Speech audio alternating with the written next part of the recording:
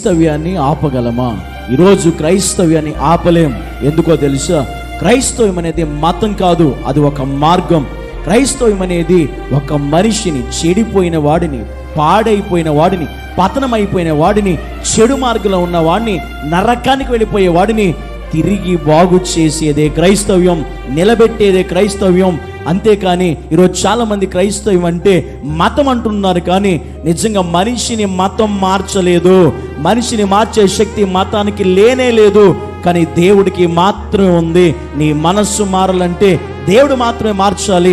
ఆ దేవుడే ప్రకటించబడుతున్నాడు, కానీ మతము కాదు ఇక్కడ ప్రకటించబడేది. కనుక దేవుని నామం పేరిట ప్రకటిస్తున్నా ఈరోజు క్రైస్తవుని ఆపాలని ఎవరు ప్రయత్నం చేసినా అది అంతకంతకు అభివృద్ధి చెందిద్దు. కానీ ఈ క్రైస్తవ్యాన్ని ఇప్పుడే కాదు, రాబోయే దినాల్లోనే కాదు, గతించిన కాలంలో కాను, ఎవ్వరు కూడా క్రైస్తవ్యాన్ని ఎప్పటికీ ఆపలేరు.